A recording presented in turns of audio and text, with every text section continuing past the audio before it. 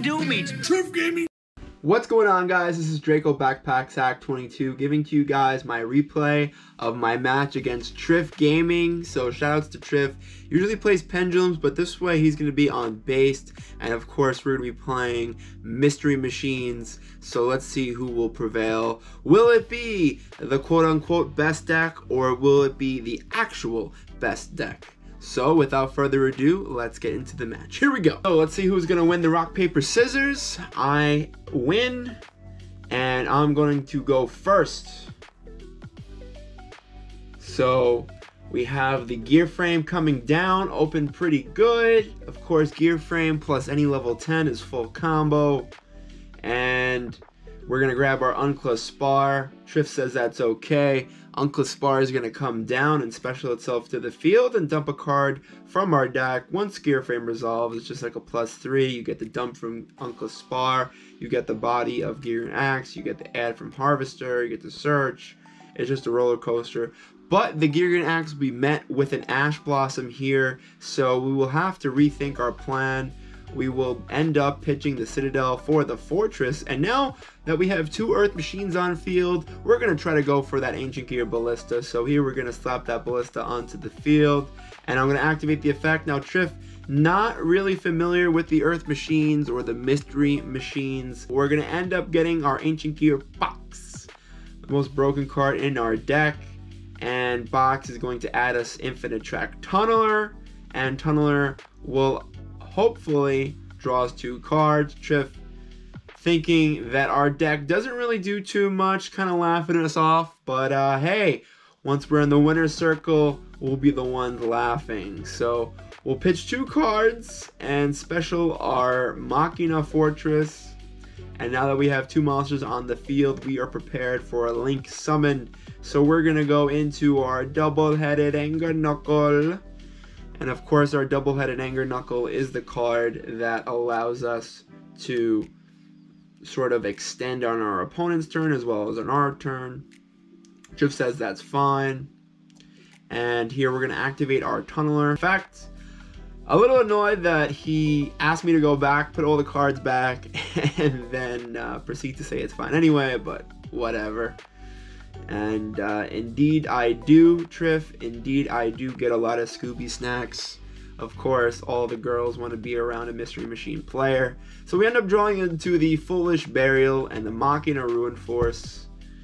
And gonna activate that Foolish Burial. Of course, Foolish Burial plus Monster Reborn is one of the most broken combos in Yu-Gi-Oh! For any deck. So we're gonna Foolish Burial our Harvester, Monster Reborn the Harvester. He says that's fine. Now we already used our Tunneler to draw 2 cards, but we can still do something nifty here. Hopefully get into Adora. So let's see what we can whip up. He says Harvester is fine. We're gonna get our Dozer, tribute our Harvester for our Dozer, activate Dozer and special, hopefully special a Trencher. He's thinking about that. Ends up going through, specialing our Trencher. Going to overlay for a Revier Stormer, reading that card as well. Says it's fine. Going to activate the River Stormer and go through our deck.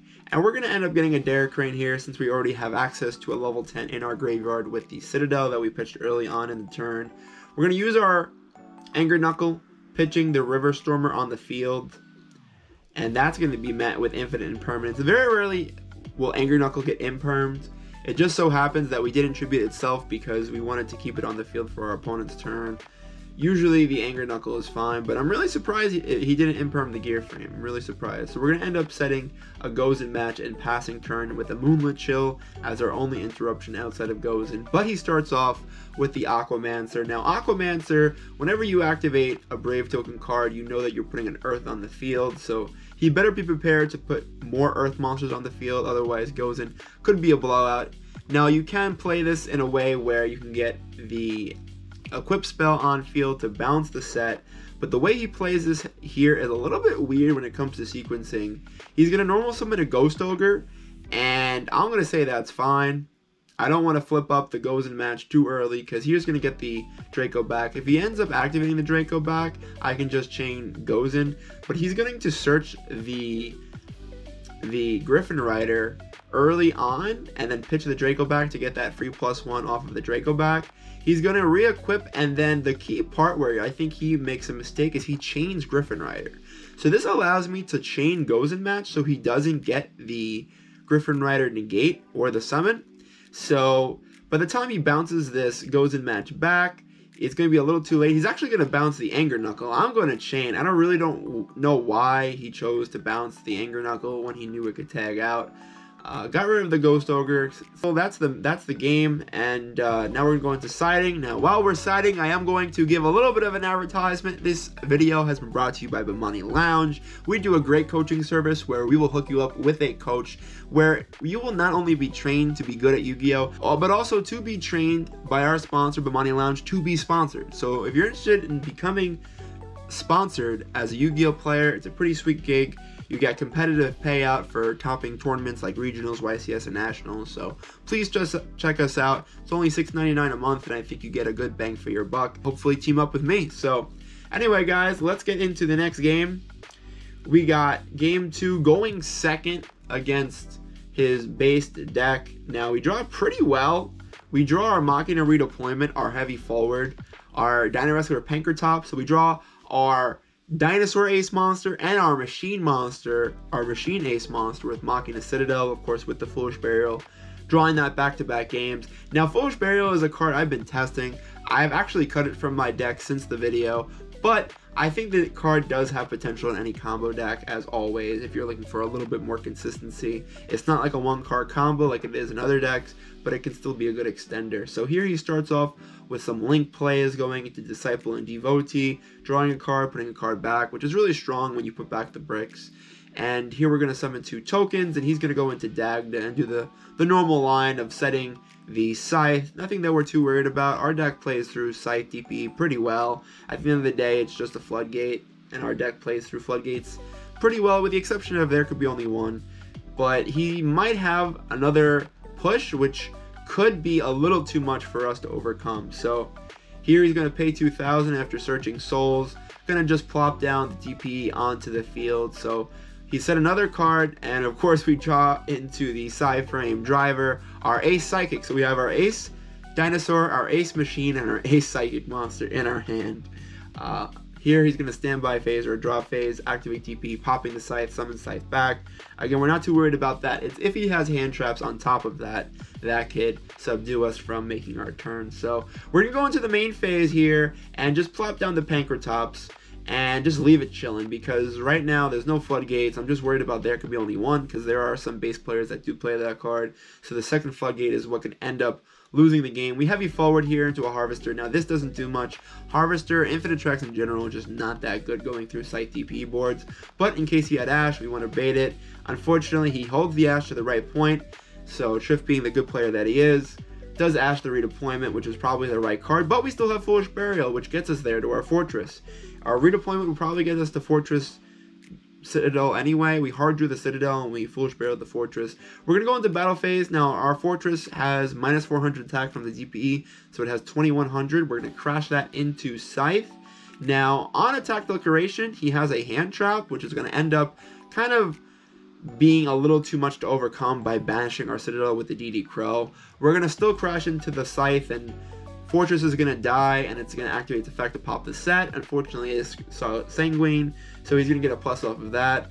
We're going to attack over the DPE with our 2200 attack.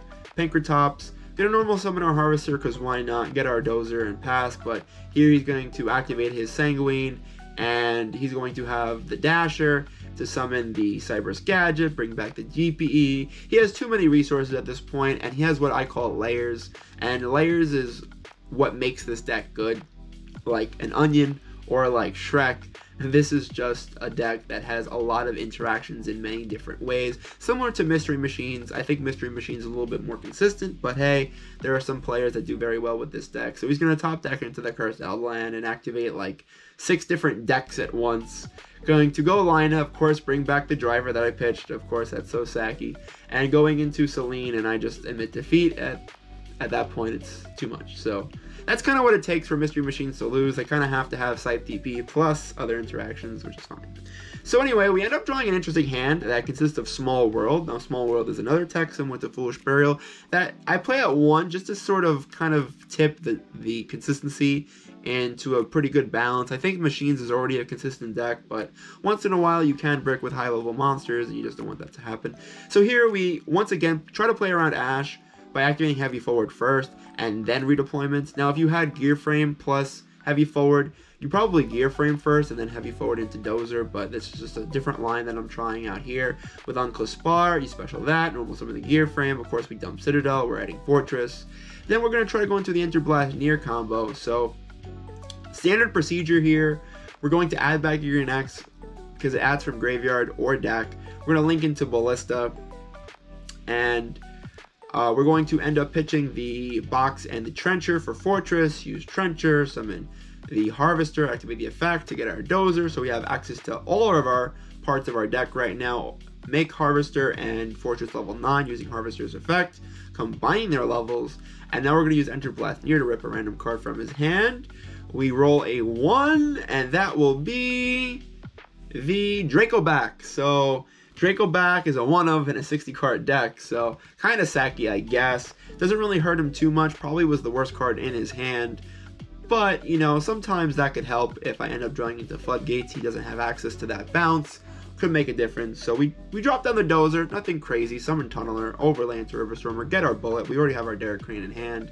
Then we're going to link into our Goliath and use Riverstormer, should be in the Goliath, make another Goliath. We would just want to load our graveyard with Machines for our Tunneler. Going to link everything into an Anger Knuckle, and then here use Tunneler, charging our extra deck monsters, Goliath, Ballista, Gear Axe, and we're going to put back 1 Harvester just as that extra card. We're going to Small World away the Uncle Spar because it's a Dark Machine, going to banish Harvester from our deck, and going to grab Ghost Ogre since they both have 0 attack. So a neat little interaction, nothing too crazy. It is a -1 play, but if you can get to specific cards, I do think it's worth it for a deck that just generates so much advantage off of the bat. We're going to just activate a free Heavy Forward that was on the field already and attach it. We're going to attach Bullet at the end phase just to get back the free Dozer, and so Dozer's chilling in our hand for our next turn in case we do have to grind. So we have a Derek Crane pop, we have an Ash, and we have an Ogre with Citadel Engrave. So this could be a little hard for him to overcome. So let's see what his interactions is. He's playing without Dracoback as well. So he's going to start off with Illusion of Chaos, getting the Magician's Souls onto the field. And he's going to activate its effect to pitch 2 cards. I'm going to Ash Blossom that, I think getting 2 free cards. Also kind of knowing that he bricked, probably. So at this point, the only thing you have to worry about is Verte. So he's going to normal summon his Ghost Ogre. I kind of know it's game because DPE by itself does not do enough against my deck. So the only thing he can have is Call by the Grave to stop the Derek Crane from going through, and he has to do it very specific order to chain specifically to the Dora. So he's going to go into Verte, and this is exactly what's going to happen. I'm going to activate Dora, detaching Derek Crane. Now Dora would be unaffected. He's chaining the Call by the Grave to the Dora, which is exactly what you have to do, because if he just let Dora resolve, I would activate Derek Crane in a separate chain link, and then he calls by the Grave as the Derek Crane. I chain the Anchor Knuckle. I'm still going to chain the Anchor Knuckle, but I don't get the Derek Crane pop. At this point, it's just with no cards in hand.